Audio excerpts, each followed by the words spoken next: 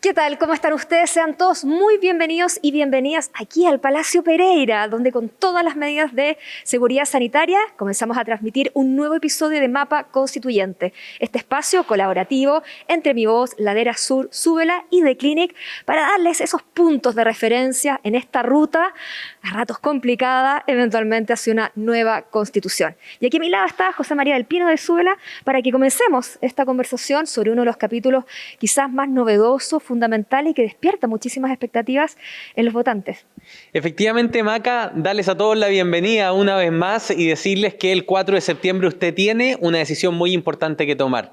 Si este borrador de nueva constitución será o no será finalmente la constitución que regirá sobre todos nosotros. Y en esta ruta, en este mapa constituyente que hemos ido armando, donde puedes revisar todos nuestros episodios online e ir viendo los distintos temas que a ti te interesa profundizar, hoy día hemos llegado a uno de los temas, digamos, que son punta de lanza porque son más novedosos, son más del siglo XXI, que es la nueva generación de derechos. ¿Quieres saber sobre ella? Quédate con nosotros. Aquí comienza Mapa Constituyente.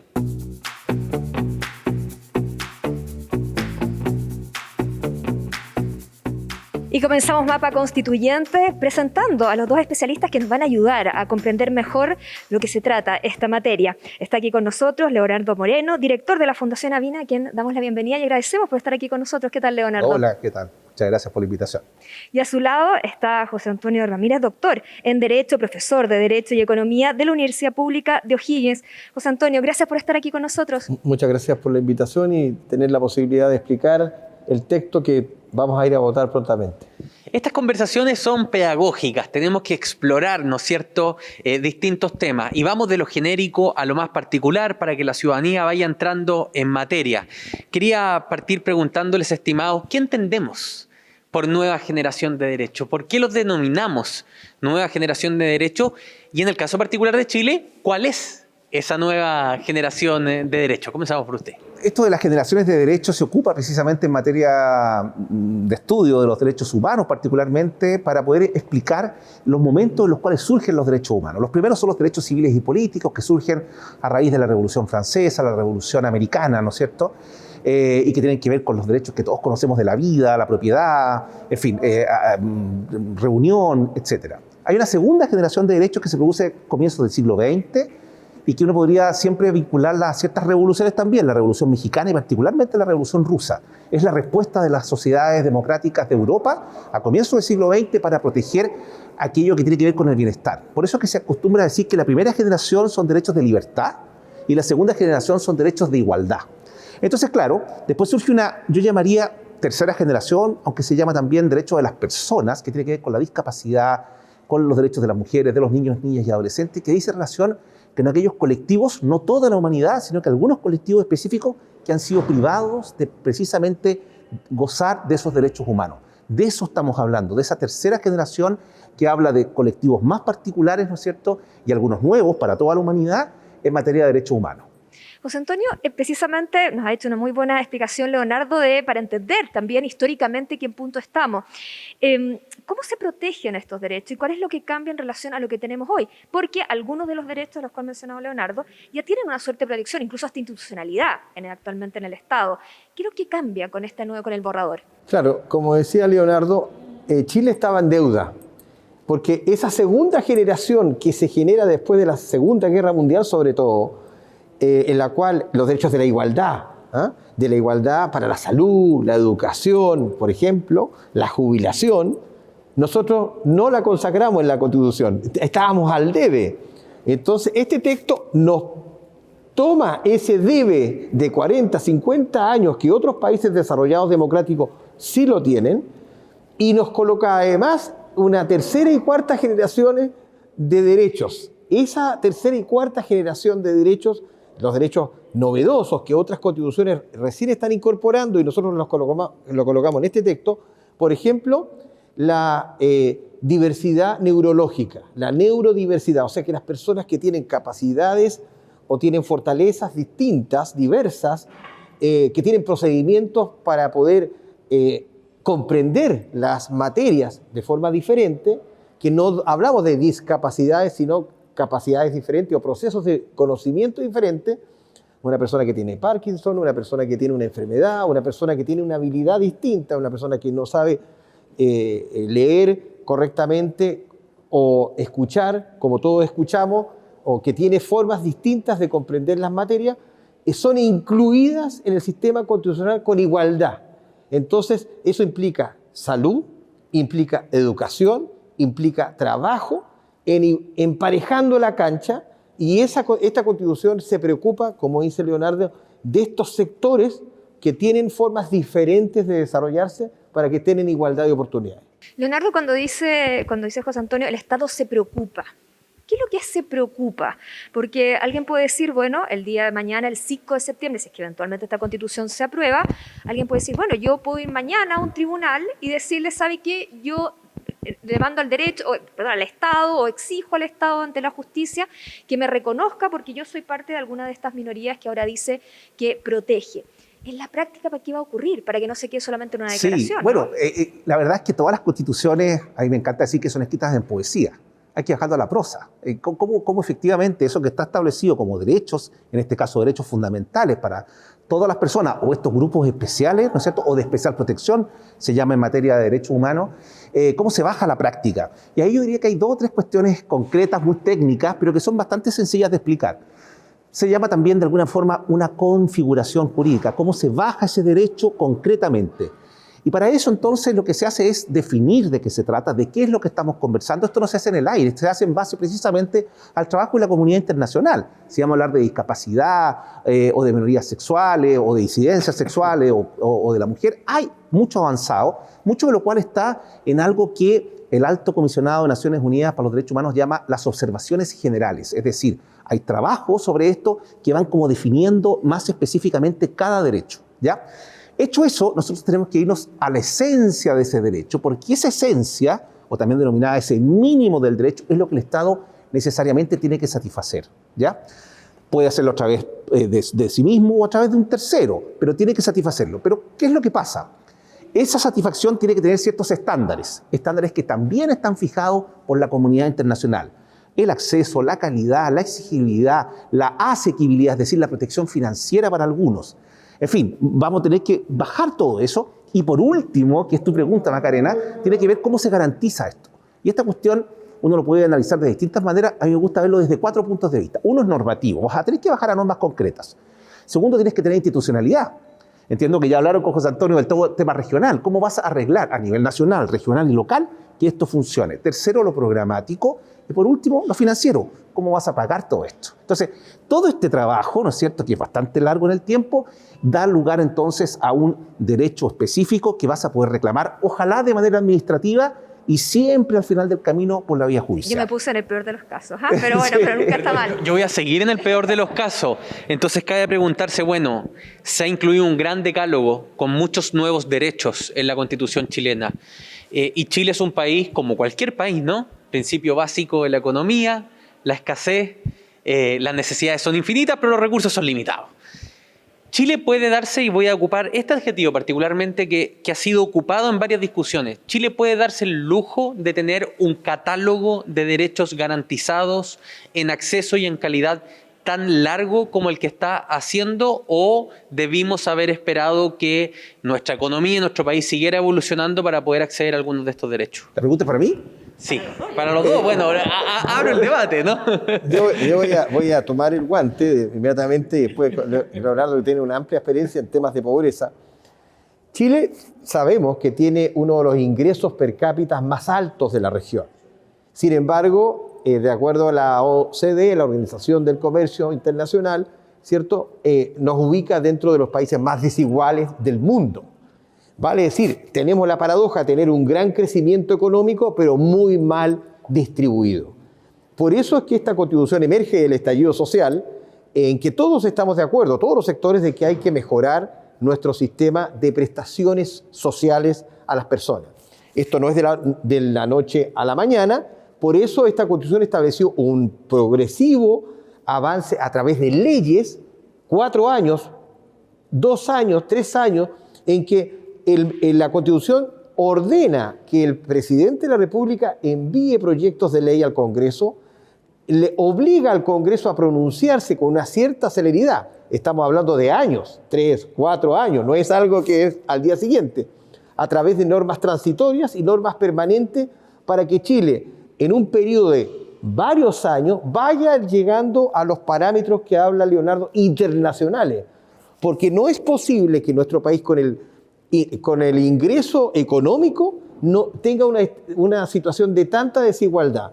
Y por eso están estos derechos, por ejemplo, el derecho al deporte, que no está, el derecho a lo que se llama el ocio, a la posibilidad que la persona tenga recreación, a la biomedicina incorporada a las personas para poder mejorar su calidad de vida, la diversidad sexual o las características de cada grupo y que también sea acompañado por el Estado.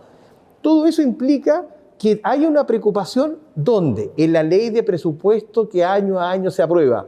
O sea, esto obliga a que la ley de presupuesto le dé progresivamente, con responsabilidad fiscal y sostenibilidad regional, a estos derechos que son imprescindibles para la calidad de vida de las personas, progresivamente de acuerdo a los ingresos que tiene el país. Leonardo, ¿usted coincide con eso en la progresividad, pero además en que por más progresivo que sean, el decálogo es bastante amplio y el salto respecto a la constitución vigente de la posible constitución nueva es un salto cualitativo y cuantitativo bastante pronunciado? Muy pronunciado, pero tomo tus palabras, no es un lujo, es una necesidad.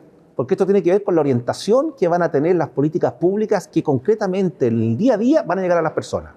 Entonces, es re importante entender esto porque todo el mundo piensa que tengamos esta cantidad de derechos significa gratuidad. Eso no es así, necesariamente. Lo importante es entender que las políticas públicas concretas van a tener que satisfacer, que proteger, que respetar, que promover esos derechos. Ese es el sentido que tiene la norma.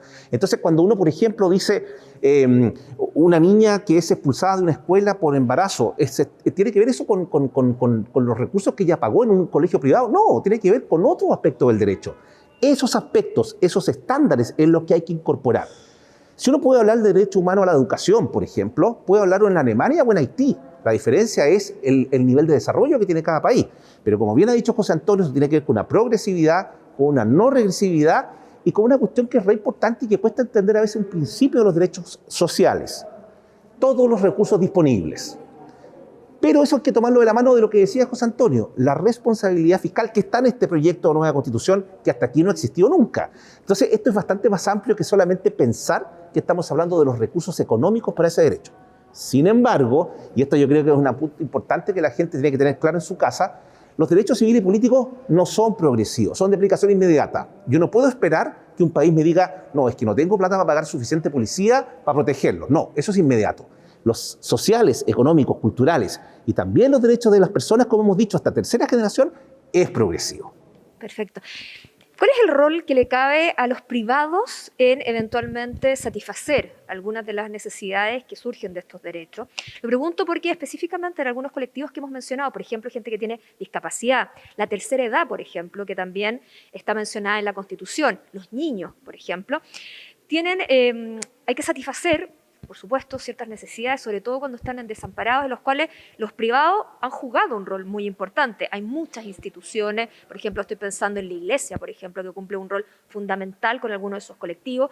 Hay otras también que están vinculados quizá a otras instituciones, pero hay un rol importante. Y esto lo enlazo con una idea que ha surgido, que es que esta Constitución le da demasiado poder al Estado en esto y le quita a rato quizás cierta capacidad que tienen los privados. ¿Qué va a ocurrir específicamente con estos colectivos? Porque puede ser una inquietud natural que haya. Sí, Macarena, pero ahí también tenemos una buena noticia, que esta Constitución establece la infraestructura, todo el desarrollo y el crecimiento en los servicios públicos, en la utilidad pública, con la posibilidad de la alianza público-privada, porque se establece expresamente el derecho a desarrollar actividades económicas para todo el sector privado, pero focaliza también, premia, por decirlo así, que el sector privado pueda impulsar servicios públicos de calidad, con eficiencia, de manera que el gas, que la energía, que el agua, que la vivienda pueda desarrollarse como un derecho humano y que los privados puedan participar regulados por el Estado, incentivados por el Estado, Ante la duda de la alianza público-privada, esta Constitución responde positivamente, fortaleciéndola y protegiéndola. Y eso nos va a significar que la ley de presupuesto va a permitir subsidios, apoyos a las personas, y así también esas personas van a poder acceder a bienes públicos de la mano de las empresas privadas, que van a poder desarrollar progresivamente sus capacidades privadas para satisfacer necesidades públicas. Esa alianza público-privada que no estaba en la Constitución que hoy día nos rige, es una deuda, y que por tanto va a permitir que de la mano del mundo público y privado se desarrollen. Solamente para dejar a Leonardo, el mundo público, el Estado no tiene empresas normalmente, tiene pocas empresas. Son los privados los que tienen la empresa, pero ahora lo que vamos a hacer es que los privados desarrollen políticas de servicio público a través de las empresas que tienen. Leonardo, no sé si querías apuntar algo a lo que estaba diciendo José Antonio específicamente. Solo decir que me parece importante hacer la diferenciación en un país que hay tres grandes sectores, digamos, uno del Estado, el privado con fines de lucro, que tiene que ver con el mercado, y una sociedad civil no lucrativa, digamos, que está llena, ¿no es cierto?, como tú bien mencionabas, la iglesia, cuerpos intermedios, organizaciones, fundaciones, etcétera, etcétera. Los tres están llamados precisamente a perfeccionar esa democracia con la participación absoluta en la provisión, muchos de ellos, de esos servicios.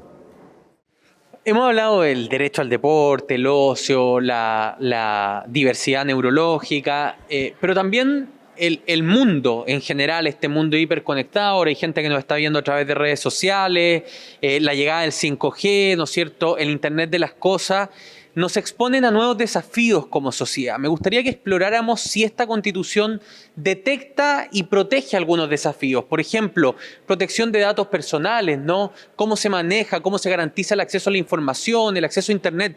Son discusiones que no podrían haber existido en el siglo pasado, pero que hoy Chile, al ser uno de los primeros estados totalmente democráticos que está llevando adelante un proceso de nueva constitución, quizás puede ser pionero a nivel global.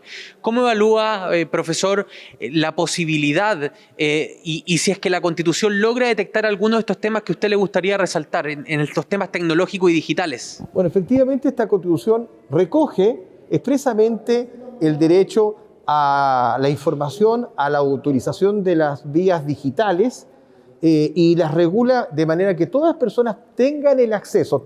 En mis clases, y Leonardo sabe muy bien, le digo a los alumnos, Internet se cae, ¿cierto? Y la gente no puede ni ir a la universidad, ni ir al colegio, o no puede trabajar, muchas veces cuando son actividades a distancia o virtuales, ¿no? Pero si los que tienen un buen Internet pueden estar. Los que no tienen Internet se les cae, ¿cierto? Lo hemos vivido todos. O tienen que o trabajar o estudiar y repartirse en la casa. Eso la Constitución expresamente establece el acceso universal garantizado para todas las personas. Eso se puede hacer con bastante rapidez, porque claramente ahí hay una desigualdad. Entonces, y de hecho, ya sin la necesidad que esté consagrado, el Estado ha ido avanzando a pasos agigantados, la carretera fibra óptica y todo, exacto, para la conectividad, ¿no?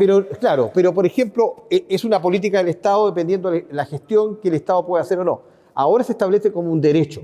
La persona puede exigir en cualquier lugar que se encuentre, cualquiera sea su condición económica y social, el acceso al Internet a través de garantización como derecho humano. Igual que tenemos el derecho al agua, tenemos el derecho al acceso del Internet, por decirlo fácil, al acceso digital. Y eso está expresamente consagrado, así como la ley de bases de datos personales.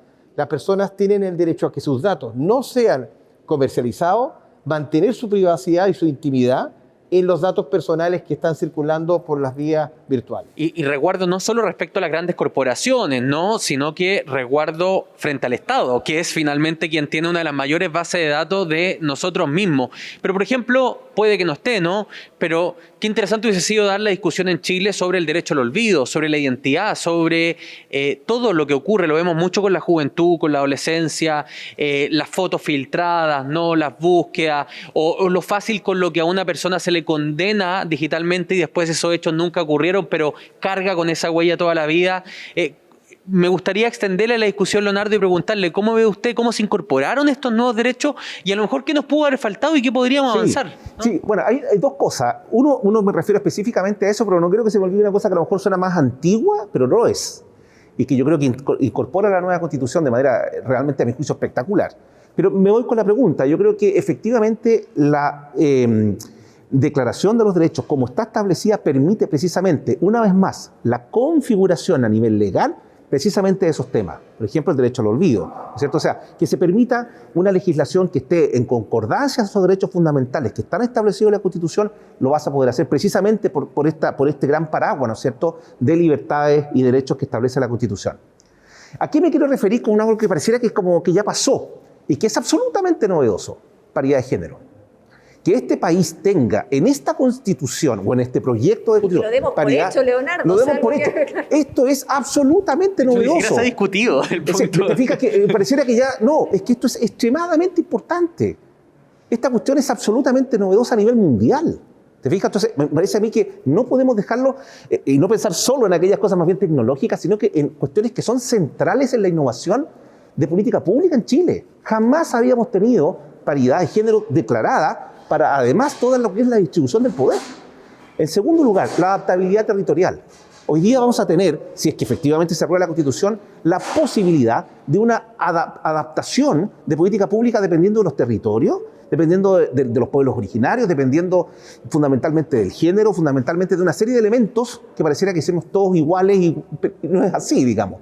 Ustedes comprenderán, a mí me da un poco vergüenza cuando uno explica las políticas de vivienda en Chile que han sido exitosas en materia económica, pero cuando uno ve el tipo de solución habitacional que se ha entregado, una cuestión absolutamente homogénea en todo Chile, y uno dice, ¿pero cómo? ¿Te fijas? Salvo algunos buenos ejemplos que hay con pertinencia cultural. Entonces yo creo que estas cuestiones que se instalan actualmente en este proyecto constitucional son extremadamente novedosas y de verdad muy innovadoras. Leonardo, quiero seguir, darle quizás otra vuelta a ese mismo argumento, pero tiene que ver porque, bueno, quizás en la paridad, yo decía ahora, nos parece tan obvia que casi no la ponemos sobre la mesa, ya buena hora, porque cuando son cosas obvias quiere decir que ya superamos una discusión. Pero en su minuto tuvimos una discusión ardua, y me acuerdo las mujeres tuvimos que, lo que para nosotros era evidente, para muchos hombres no lo era, y también mujeres que de repente encontraban que no lo era. Pero igual como esa discusión, hay algunos de los derechos, o por lo menos algunos de los parámetros dentro de los derechos que se han establecido, que siguen en debate. Estoy pensando también en derechos de la mujer, por ejemplo, el tema del aborto, como quedó establecido en la Constitución. Hay también, por ejemplo, que tiene que ver con la diversidad sexual, que hay sectores para la sociedad que dicen se establecieron en la Constitución parámetros, derechos, que no son compartidos por todos, y eso es un riesgo. ¿Se podía haber hecho, lo pregunto, ¿se podía haber hecho de otra manera o es imposible pensar que cuando uno trae una Constitución digamos, todos logremos estar representados en ella? O sea, en algún minuto tienes que decir, vamos por este camino. ¿Hay un riesgo que hay ahí? ¿O también de repente la Constitución tiene que ser vanguardista? Porque también, lo sabemos, la ley crea costumbre, crea realidad, y por lo tanto la Constitución también puede ser una declaración de, ok, para allá tenemos que ir. ¿Cómo lo ven ustedes? Sobre todo cuando hablamos con derechos que, no sé si innovadores, pero sí derechos que están todavía en discusión y muchas constituciones lo tienen. A ver, José Antonio, que no ha hablado cómo lo ve el tema, pero me gustaría... Introduzco y dejo a Leonardo. Este texto se preocupó expresamente de garantizar la paridad en todas las instituciones públicas, en todos los organismos de representación, como son la Asamblea Regional Nueva, que es como una especie de Parlamento Regional, en el Congreso de los Diputados y Diputados, en la Cámara de las Regiones. En todos los organismos vemos la paridad reflejada como principio general, lo cual es asegurar la política pública. Y también hay una norma específica sobre la diversidad y el respeto a la identidad sexual de las personas. Y eso se colocó expresamente. Como decía antes Leonardo, el principio de la igualdad, que ya lo conocíamos del siglo pasado, se interpretaba de que incluía la opción sexual de las personas. Aquí se explicitó, para no dejar la duda de los tribunales de justicia, de la política pública, sino que la orientación es el respeto de la identidad sexual expresamente en una norma constitucional. Por tanto, la paridad, la inclusión, la identidad sexual está garantizado expresamente, implica presupuesto para que las políticas públicas aborden estas materias, tomando así un fenómeno no nuevo, la verdad, pero ampliamente sentido por la comunidad chilena y también internacional. Leonardo, ¿cómo ves el tema? Yo creo que hay tres cosas muy breves. Una es esta pugna entre la gente del mundo del derecho, si es que debería ser una casa para todos o en estricto rigor debería ser una constitución lo más amplia al punto de vista de su aprobación democrática, ¿ya? hay una tensión ahí. Efectivamente nos gustaría que fuera esa casa para todos, pero sabemos que eso no va a ser así. Entonces la idea es que efectivamente la mayoría coloque estas normas con el respeto absoluto de las minorías. Eso es lo primero. Lo segundo, decir que en una sociedad democrática la discusión de los derechos fundamentales, que no es otra cosa que plasmar en una constitución concreta los derechos humanos, es una discusión abierta. Es una discusión totalmente abierta en una sociedad democrática. El aborto, la eutanasia, son temas centrales en una discusión. Los quería llevar al aborto precisamente porque si uno revisa las últimas encuestas, cerca del 60% en promedio de los chilenos no están de acuerdo con el aborto libre. Sí, la mayoría con el aborto en distintas causales o hasta cierta semana de gestación, pero no el aborto libre. Y este es un texto que tiene que ir a un plebiscito, donde la gente tiene que votar, donde por ejemplo el mundo evangélico ya ha llamado abiertamente a rechazar el texto por este tipo de cosas. Y retomo la pregunta de Macarena, ¿no? ¿Se podrían haber evitado a lo mejor estos temas, haberlos avanzado por otra vía y no haberlos intentado imponer con rango constitucional? Mi opinión absolutamente personal. Yo creo que se nos olvida que este texto de borrador es producto de un estallido, no solo de un estallido social, sino que de una acumulación de malestar de la sociedad muy profundo, que uno de sus elementos centrales tiene que ver con la desconfianza. Es evidente que si nosotros fuéramos una sociedad mucho más cohesionada, no tendríamos tal detalle de aquellas cuestiones que aparecen en la Constitución. Sin embargo, acostumbrados los chilenos y chilenas a que muchas veces hay letras chicas que después no me vas a cumplir o que finalmente han habido abusos, y traigo, por ejemplo, hace muy pocos días atrás nos enteramos de una empresa de gas, ¿no es cierto? Es decir, esto ha sido constante. Por eso que yo creo que este texto de borrador tiene este nivel de detalle. Sí, me dice derechos sexuales y reproductivos. Vamos a coincidir, me imagino, con José Antonio, que hasta ahí bastaba. Lo otro era un tema de la ley, pero no. Yo creo que esté esta norma. Hay un tema de desconfianza muy complejo, ¿ya? Sí, se podría haber hecho de otra manera. De acuerdo a la situación de Chile, honestamente no lo sé, no lo sé. Ahora, que efectivamente a nivel legal vamos a tener que ponernos de acuerdo, ¿no es cierto? Porque llegamos a absurdo de decir, no, mira, es que entonces vas a poder abortar una semana antes del nacimiento. Perdóname, eso no es un aborto. Es evidente que todas estas cuestiones, como ya dije hace un ratito, hay suficiente jurisprudencia, doctrina, evidencia científica que va a fijar ni más ni menos aquello que universalmente se entiende como un aborto. ¿Me entiendes? Entonces yo creo que en eso también tenemos que confiar más en nosotros mismos, de que esta Constitución deja cosas abiertas, pero evidentemente es una Constitución nueva. Pero vamos a tener que confiar en nosotros mismos, ¿no es cierto?, como país, para resolver estas cuestiones de amarre más pequeño. En alguno de estos temas hemos sido vanguardia, bueno, estamos en el de paritario, desde luego que sí, pero estoy pensando, por ejemplo, en temas de tercera edad, de niñez. ¿Hay algo en los cuales hemos sido realmente innovadores en esta carta, más allá de reconocer derechos que no estaban todavía en la Carta Fundamental? José Antonio. Sí, complementar que la libertad y la opción sexual que recoge la Constitución va a tener que ser luego plasmada por el Estado a través de leyes y a través de políticas estatales. O sea, este es un marco de la Constitución, luego va a haber el debate en el Congreso de los Diputados y la Cámara de las Regiones. Esto va a ser una ley que vamos a poder discutir posteriormente y su implementación. Es una apertura a que el legislador actúe. Luego lo otro, efectivamente, están los derechos de la infancia, los derechos de los niños y niñas, que expresamente está reconocido porque ellos, como sabemos, no votan. Entonces, la idea es que se preocupa especialmente de que el constituyente de dar una protección al adulto mayor, y no solamente a través de un sistema público de jubilación, que a todo esto no establece la apropiación de los fondos de pensiones, porque eso de ciertos fantasmas que uno escucha. Entonces, no, el derecho de las personas sobre sus fondos previsionales no está en duda. Lo que hay es un sistema público que va a establecer una garantía de jubilación sin perjuicio de los seguros privados que pueda tener cualquier persona, por tanto un sistema mixto. Y lo otro, el derecho también a que conversamos a las personas que están en una etapa terminal de su vida, también el Estado expresamente se establece la obligación de acompañar a esas personas que están en sus últimos días de vida, en las postrimerías, también porque que tengan una vida digna hasta que estas personas dejan de acompañarnos. Entonces, hay un sentido de la persona desde su nacimiento hasta que abandona este mundo terrenal y lo acompaña la Constitución. Y decía muy bien Leonardo que a lo mejor no debimos haberlo expresado en una norma, pero el estallido social también quiso que de alguna manera el constituyente le diera respuesta a la vida digna. Y bueno, los fenómenos sociales son así, y ojalá que esta constitución, que no creo en la casa de todos, yo creo que más bien es la comunidad de todos, en la que permite que este texto nos vuelva a reunir. Y más allá del apruebo o el rechazo, lo importante es que veamos aquí un logro, que es que estamos de acuerdo en que hay que mejorar la calidad de vida de las personas en la Constitución.